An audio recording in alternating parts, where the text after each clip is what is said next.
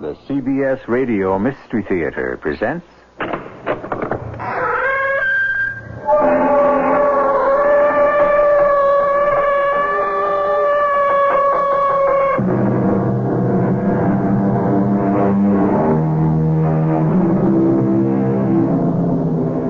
Come in. Welcome. I'm E.G. Marshall. We're back again with that master mystery storyteller, Arthur Conan Doyle. Today's tale is the story of a secret. Who of us does not have some skeleton in his closet, unwanted, unwished for? As an ancient proverb tells us, a secret is your slave if you keep it, your master if you lose it. I cannot bring myself to go in that door. Supposing we let Cartwright go in first. He has the lamp. I'll follow him, Michael, and then you. I thought I had the key. None of these seem to fit. Oh, then we can't open it. But these are the keys your father gave me before he died. If the black door can't be unlocked, there's only one thing to do. Break it down.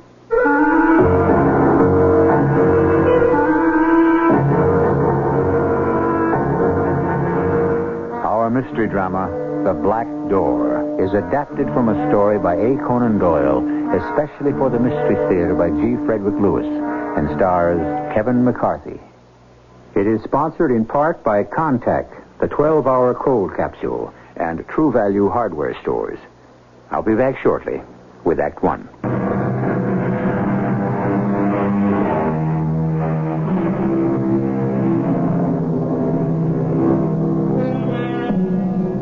Much has been written about the London fog, the pea souper, the blinding kind, the kind that keeps you from seeing your hand in front of your face. It was on such a dim and shadowy night, Conan Doyle tells us, that attorney John Albemarle witnessed the accident that changed his life. Look out!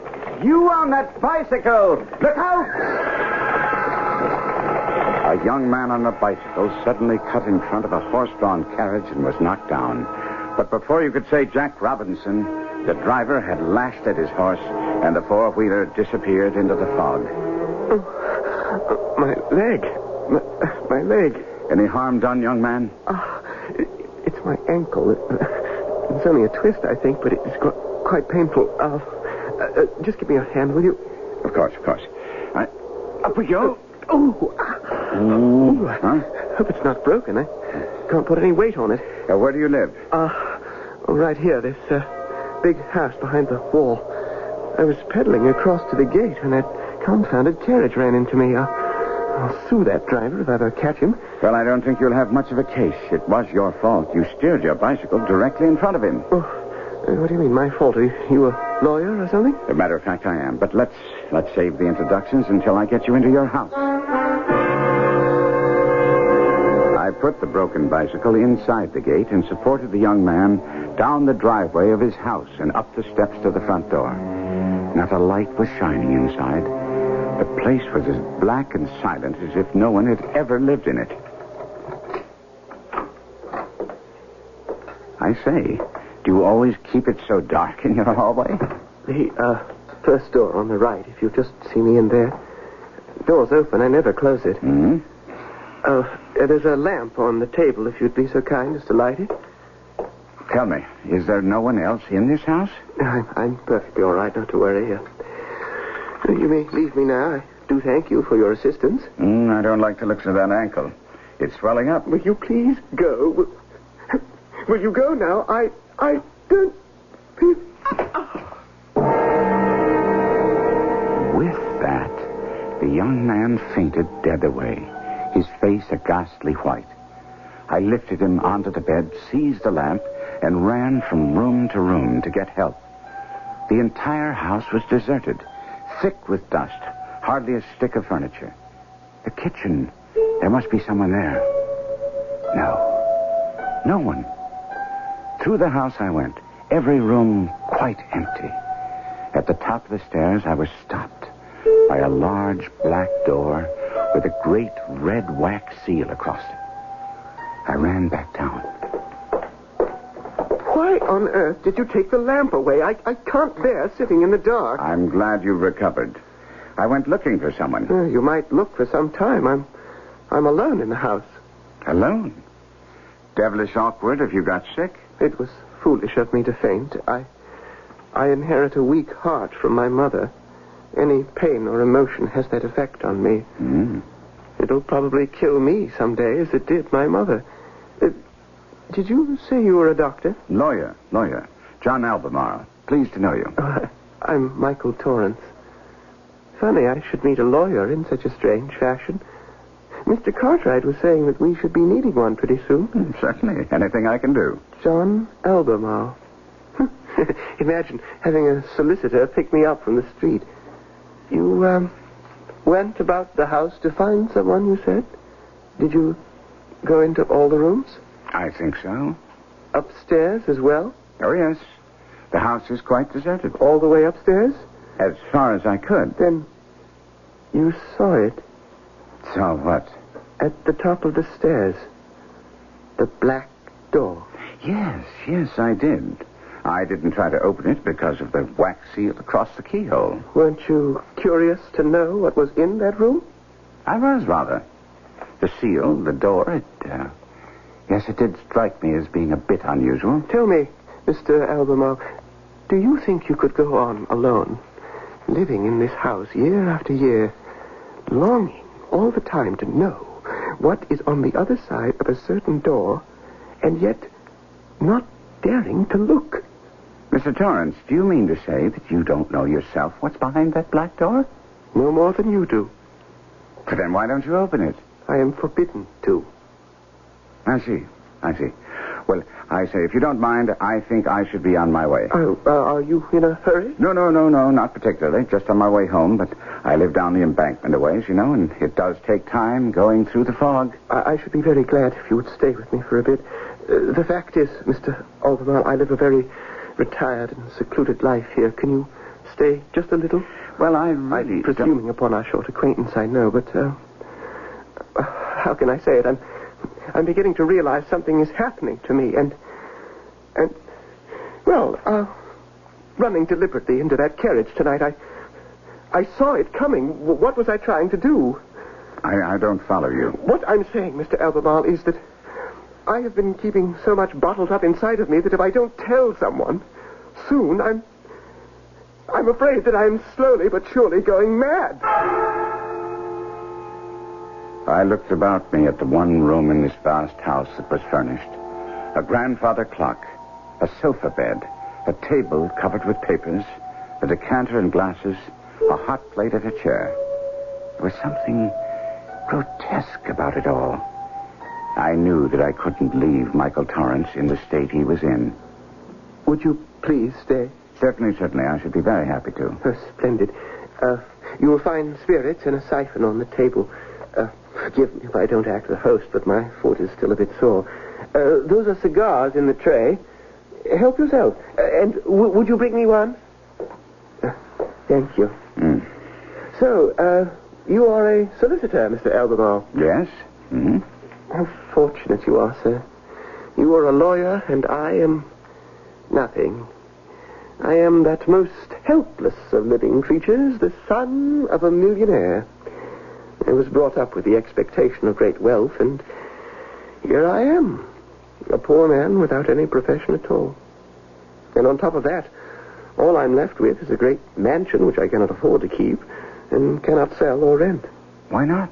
I am forbidden to by instructions left me by my father. Strange. Oh, you must know that my father was H.C. Torrance, the banker. Torrance, of course. I knew that name rang a bell. So you, know about the scandal? Well, I recall something written in the papers at that time. Some financial dealings of his that went sour, And he left the country. My poor father. He left England to avoid all his friends whose savings he had invested in an unsuccessful speculation. You see, Father was a very nervous and sensitive man.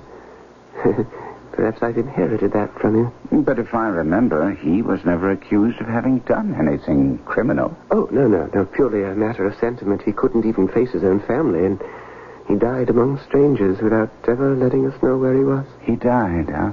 My mother and I, we couldn't prove his death, but we We knew he must be dead. How? Well, because after several years, his speculations came right back again. His friends, all of them, made quite a packet.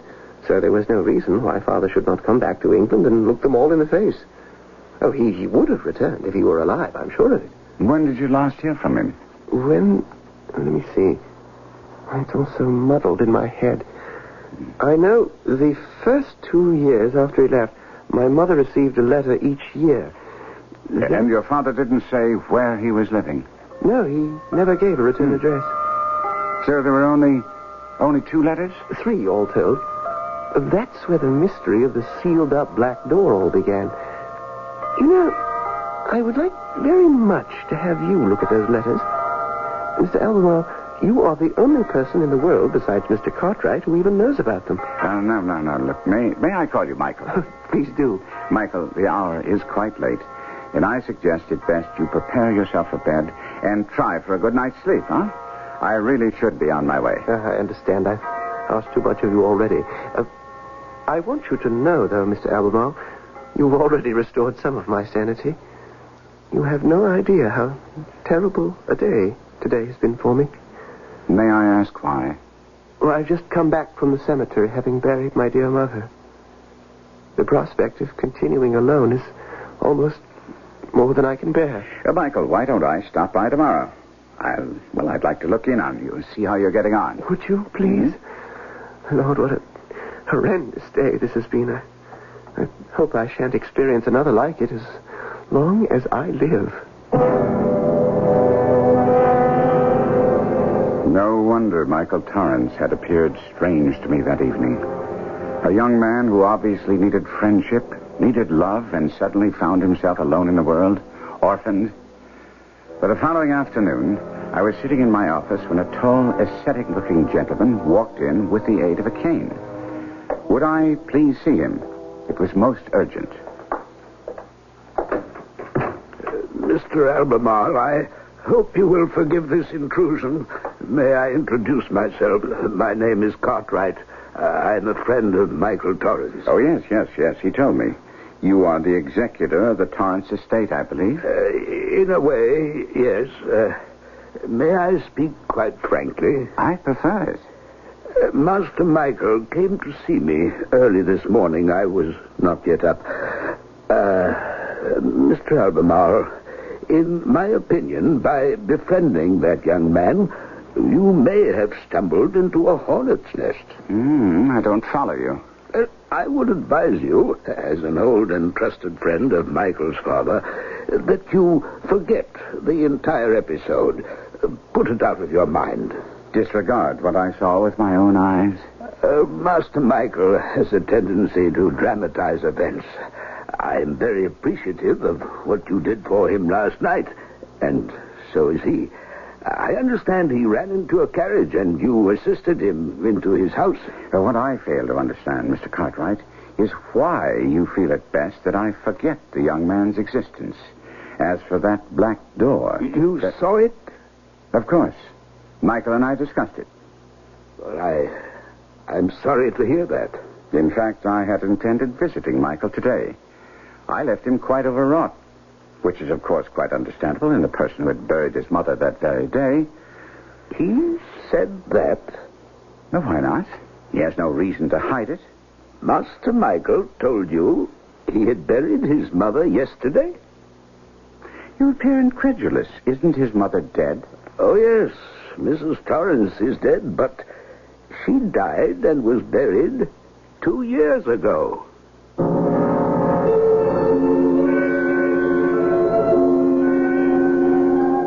Somewhere, Michael Torrance has mislaid 2 years. It has been said that great emotional stress expands and contracts time. Many tragedies suffered in one's past are often as fresh as though they happened yesterday. Conversely, what happened yesterday could already be forgotten. And as for the mysterious black door, now a third person shares the secret. Mr. Cartwright, the man with a walking stick. More will unfold when we return shortly with Act 2.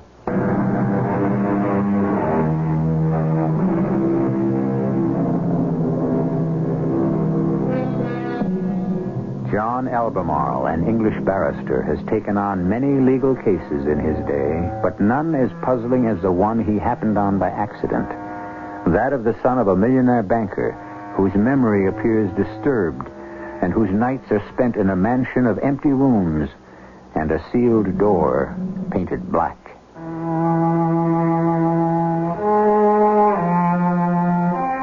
I made no promises to Mr. Cartwright not to see young Torrance again. He gave me his card, and as soon as he had gone, I hailed a cab, giving the driver Michael's address. I rang for a long time. Finally, he came to the door. The glassy look in his eyes had disappeared. He seemed genuinely pleased to see me, and as we sat over whiskey in his one room, I told him of Cartwright's visit. Well, that is strange. He asked me who you were. Naturally, I told him. He gave me your address, but I never dreamed he'd go see you. I wonder why. Michael, just who is he? Cartwright? Oh, he was my father's confidential clerk. More of an assistant, really. And he continued to be both friend and advisor to my mother and then myself. I don't know what I should have done without him. I hope, Michael, that he is as good a friend as you say. I was wondering whether you'd come back to see me, so I dug out a letter I felt you'd be interested to see.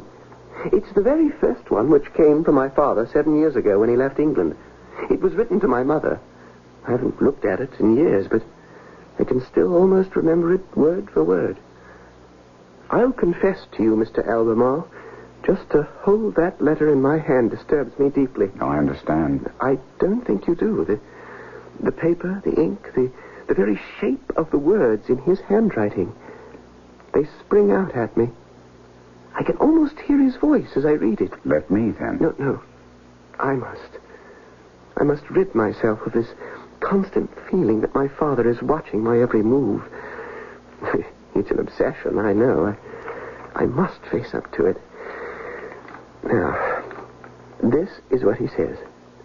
My ever dearest wife, since the doctors have told me quite privately how weak your heart is and how harmful any shock might be, I can no longer refrain from telling you that things have been going badly with me. This will cause me to leave you for a little time, but it is with the absolute assurance that we shall see each other very soon. Don't let our parting impair your health, for that is what I want above all things to avoid. I can't go on, Mr. Albemarle. Do forgive me. I cannot bring myself to read any more. May I look at the letter? Thank you. Yes, he details how the black door is to be kept sealed until you are 21. How old were you then? 14. Sir, read how he ends the letter. It will help you understand what a kind and considerate man he was. And now, goodbye, my own best of wives. During our short separation, you should consult Mr. Cartwright on any matters which should arise. He has my complete confidence, ever and always. Your loving husband, Hugh, June 4, 1881. You know, my father was a man noted for his almost fanatical love of the truth. He was always accurate to the penny. When he said in that letter 7 years ago that he hoped to see my mother very soon, you may rely on it that he meant it. Michael, it seems to me that you are living in the shadow of something quite mysterious. And you should either open the black door or find yourself accommodations elsewhere. It's not good for you to remain here. I couldn't dream of disobeying my father. Did you read his instructions carefully about the door? Let me have it there. Here's the place. Listen to this. I have a request to make, and I implore you to do exactly as I tell you. There are some things I do not wish to be seen by anyone in the room at the top of the stairs. The one with the black door that I used as my private study. I assure you, it is nothing to be ashamed of. But I do not wish you or Michael to enter that room. The door is locked, and I implore you, when you receive this, to place a seal over the lock and leave it so. Do not sell or rent the house or leave it unattended, lest my secret be discovered. When Michael is 21 years old, he may enter the room. Not before. What reason could he possibly have had? Well, neither Mother or I had any idea. But we followed his instructions to the letter, placed a seal upon the black door, and it's been there ever since. Mother lived for 5 years after Father's disappearance, although all the doctors had said she couldn't possibly live that long. Her heart, it was very weak. Had been since childhood. So your mother lived for 5 years after Mr. Torrance left England? Yes. Why? And that was 7 years ago? Yes. Why do you ask? Michael, I do insist, as a new friend, that it is harmful for you to stay on in this house with its secret at the top of the stairs. You say your mother died 5 years after your father left, which was 7 years ago. Which would mean she died 2 years ago. Exactly. Why? Have I said something different? Yesterday, when I brought you in after the accident, you said it had been a terrible day. That you had just come from the cemetery that afternoon, had buried your mother. I said that? Oh, no. I'm doing it again. Oh, no.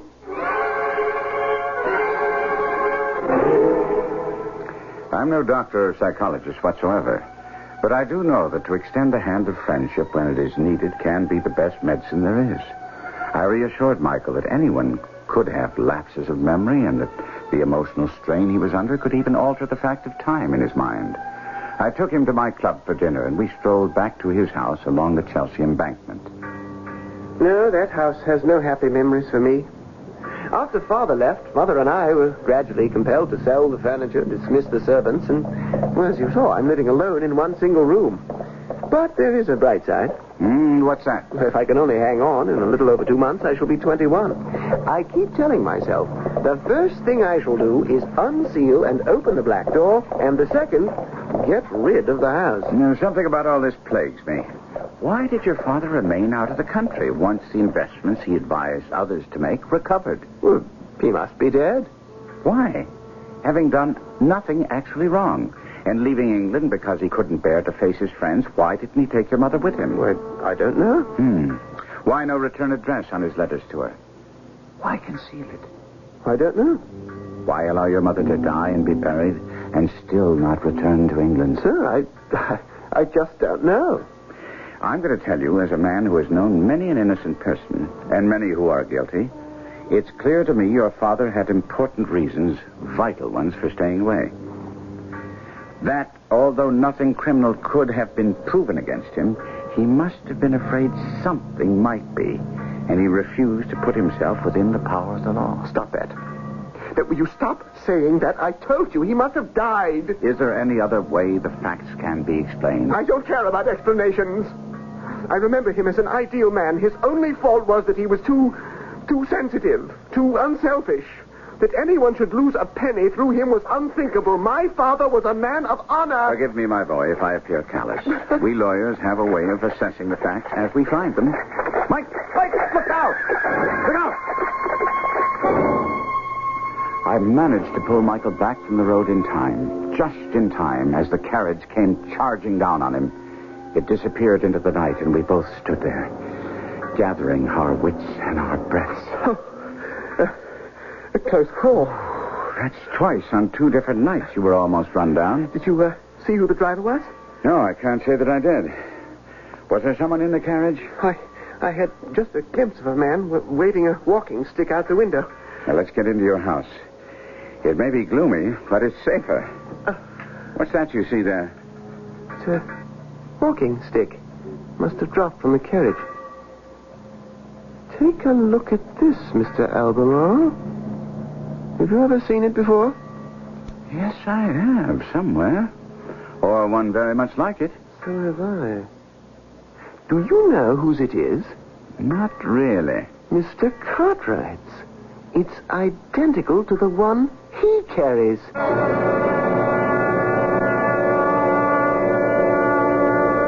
I saw less and less of young Michael Torrance as the days and weeks went on. He had no more lapses of memory or alteration of dates and seemed quite cheery at the prospect of his approaching birthday. And then one day I was in my law offices in Lincoln's Inn Fields when someone knocked at my door with a cane. Why, Mr. Cartwright. What brings you here? The day of the month and the month of the year. Are you being cryptic on purpose? Come in. Don't stand in the doorway. Thank you, Mr. Albemarle. Sit down. May I take your cane? No, thank you. I need it to get round. Oh. Then you are never without it. Oh, I have several walking sticks. I shouldn't be able to go up or down stairs or in and out of a carriage without one, but setting that aside, my charge, Master Michael Torrance, has told me he would like you to be present today. Present where? At his house this evening. Why this evening? Oh, is he 21 today? At midnight. The door? The black door, has he opened it? Not yet, but he will. Tonight. And Michael would like me there when it's opened? Yes, it is his wish also. Actually, it was I who persuaded him to ask you. I have certain reasons to believe it would be well to have a reliable witness when the seal is broken.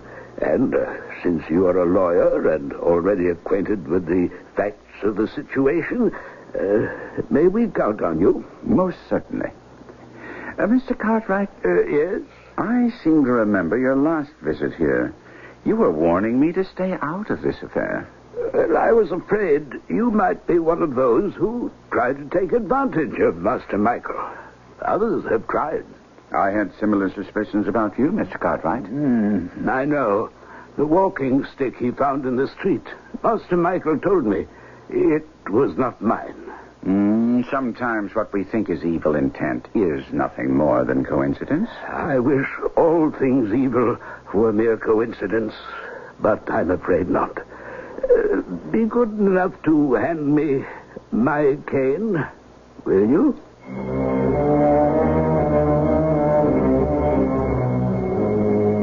As with all stories by the great Conan Doyle, there is always an underlying meaning. Not that we wish to give this tale more weight than it can carry. It is, after all, first and last, the story of a secret. Somewhere, however, runs the thread of honor and dishonor. Hang on, for Act 3 will begin shortly. And that is the act that usually has all the answers.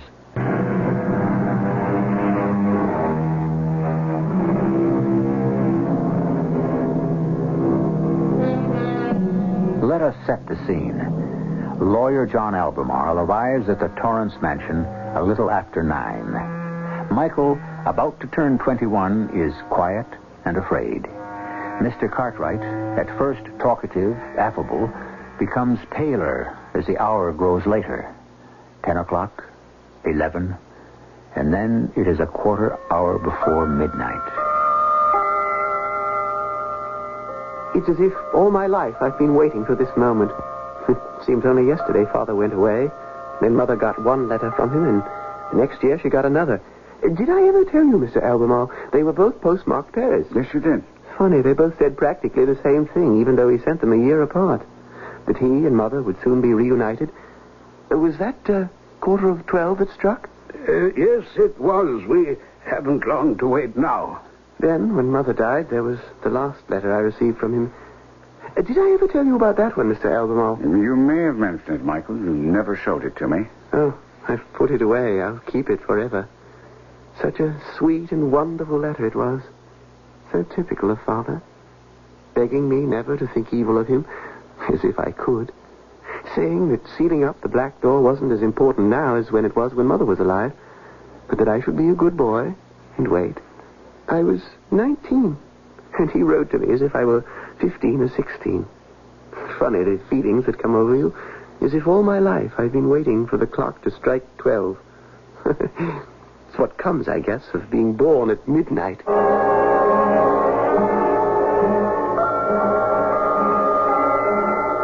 The clock began to strike 12, and there we were, on the threshold of unlocking the door and the mystery.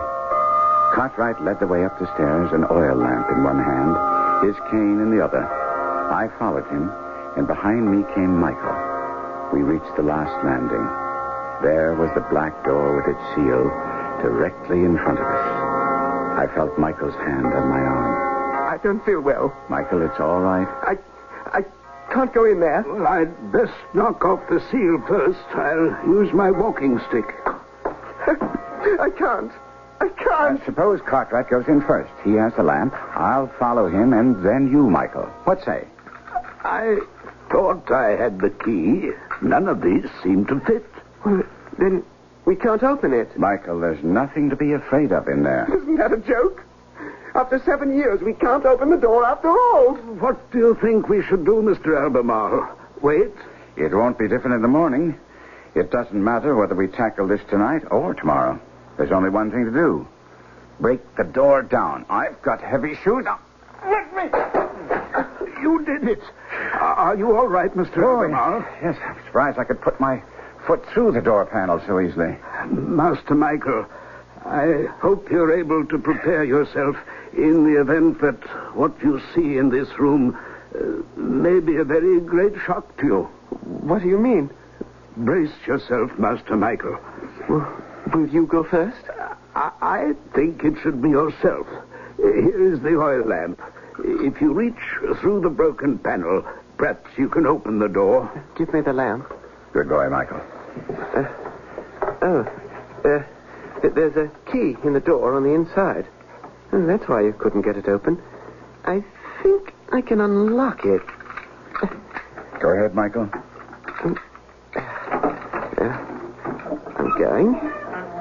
I'm going.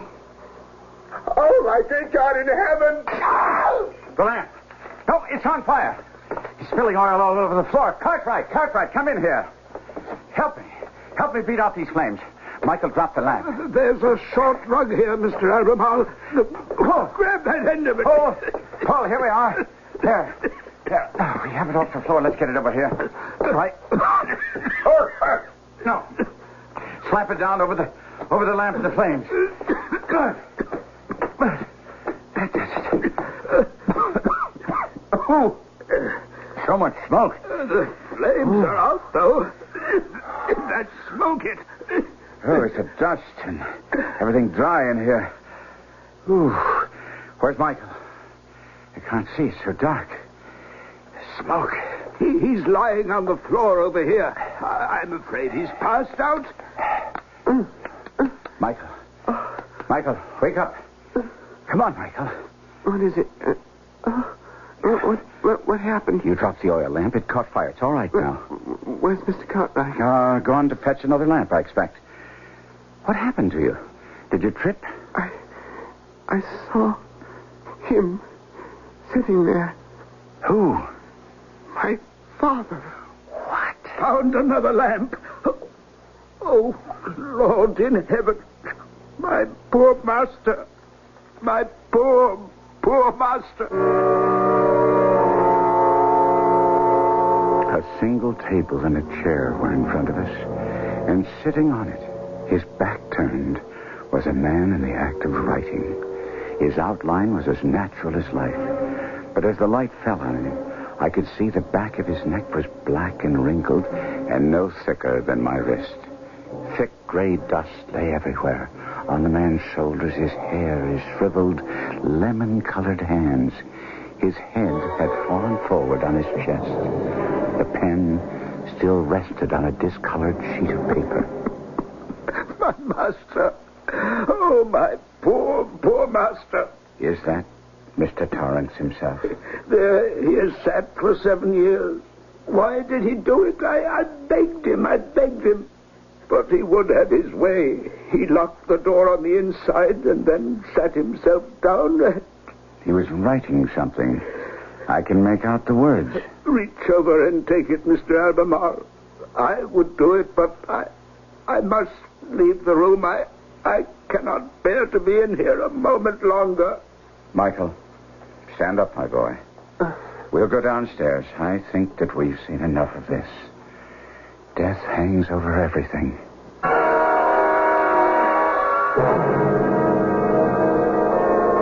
My father.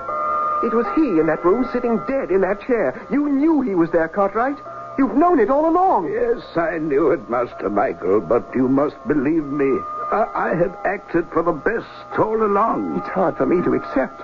For 7 years you've known my father was dead behind that black door. You never said a word to my mother or myself. Well, how could I say anything? Oh, don't be harsh with me, Master Michael. Make allowances for a man who has had a hard part to play. Oh, my head is swimming. I can't grasp it. Those letters to my mother and myself, they were forgeries? Oh, no. Your father wrote every word. And he addressed them and left them in my keeping to be posted. Oh, believe me, I followed his instructions to the very letter. He was my master, and I obeyed him. I've calmed down some, Mr. Cartwright. It's all right. Now, please, tell us about it. I can stand it. It was in this very room, Master Michael. You remember this used to be the morning room. 7 years ago it was, and he called me in here. Your father did. Cartwright, I'm sure you're aware this is a period of great trouble for me. There's no help for it. A great many people, even some who had few savings, are losing everything because of me. Well, it's not your fault entirely, Mr. Torrance. It is my fault entirely. Every person I advise knows I've betrayed them. Oh, no, sir. Cartwright, you see before you a man who deserves no place among the living. But you're too hard upon yourself. Dishonor and betrayal. What is there left for me? What do you mean, sir? I shall tell you. To leave this world, it's not as easy as one would wish. What I tell you now is in secret confidence, Cartwright. You have my word. The finest doctors I could find here in London have told me that my wife's heart could fail her with the slightest shock. How can I do away with myself, then? You must not, sir. There's the answer. I have made up my mind. Now listen. My wife has been given a few months to live at most. I shall write 2 letters. No, 3. You will go to Paris, Cartwright, and mail each to my wife a month apart. Then, on that unhappy day, when she passes away, you will mail a 3rd letter, which I shall address to my son. In that way, I will be thought still alive. I shall go up to my study now. Mr. Torrance, I beg you, think again.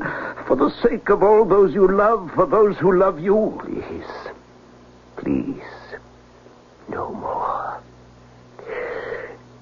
Pray for me, Cartwright.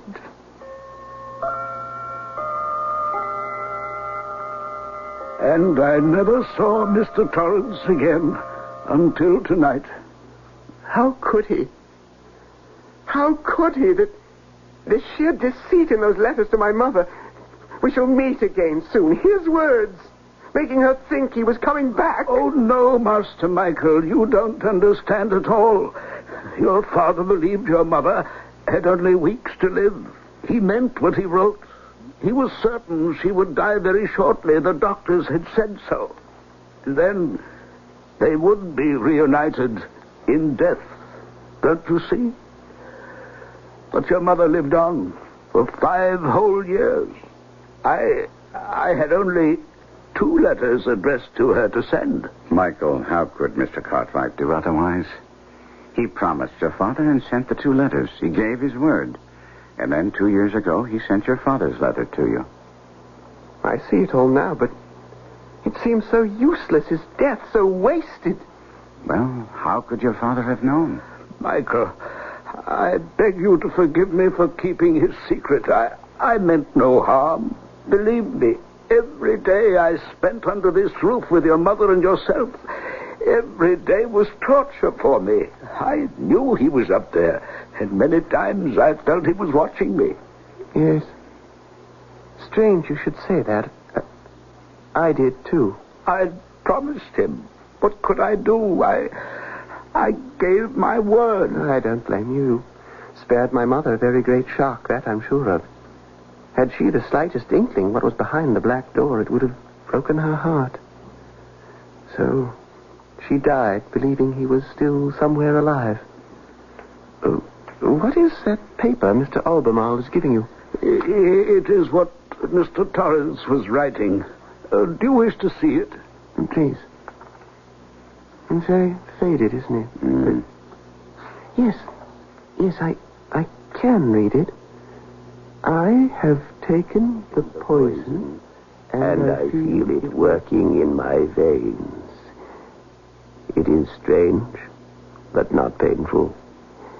When these words are read, I shall, if my wishes have been faithfully carried out, have been dead many years. Surely no one who has lost money through me will still bear me animosity. And you, my dear son Michael, you will forgive me this family scandal. I lay down my pen and pray, may God find rest for a sorely wearied spirit.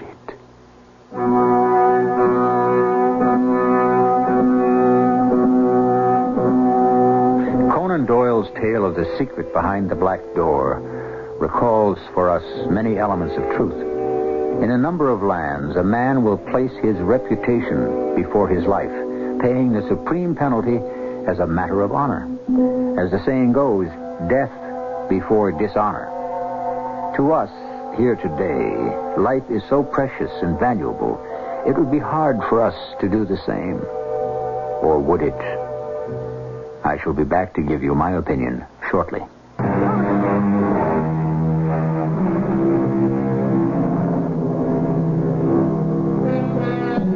How often have we heard the words, "I'd rather have a good name than great riches"? That bubble reputation, the bard called it. All of us seek it. Why is it so important? The only way I can answer it is by turning the question around. Honor, prestige, integrity, where would we be without them?